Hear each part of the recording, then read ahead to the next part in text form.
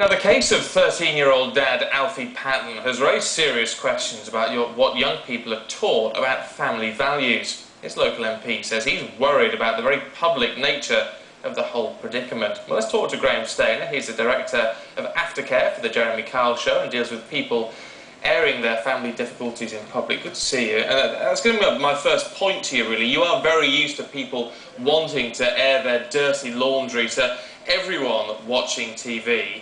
There's got to be a difference when children start doing it. I think in this particular situation you have to look at the individual and the environment in which they live.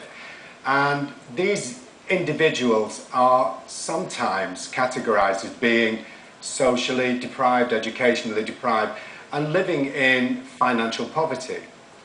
You also have to consider that in addition to that they have little or no prospects of getting out of that poverty trap. And so they sit at home, little or no prospects, they live in a community whereby employment is not likely, and so what do they do with their lives? And often you find these children are in a position whereby they're bored, they're sat at home, and the only thing to do is to drink, have sex, and they see that as progress.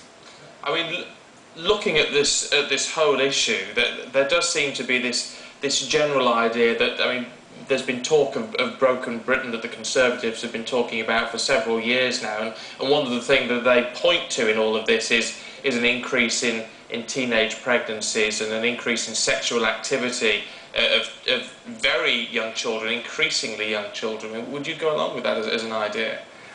There is a reality here, and family units are made up of family units. You know, it could be headed by a single parent, two parents. It's not just about the family unit, it's about how you communicate within that family unit. Isn't there a sense that broken families, are families where you don't have a mother and a father heading those families, are more likely to see some sort of problem? I mean, from what you see on the Jeremy Kyle Show, isn't there a lot of single-parent families involved in those sort of issues? I'm not prepared to continue this discussion. I'm not going to talk about the Jeremy Kyle Show. That's not why I'm here. Well, no, I'm talking just about... We'll just end it there. OK, Graham Stainer, thanks for your time anyway. Well, in the run-up to the hotly contested Oscars, huge amounts of money are being spent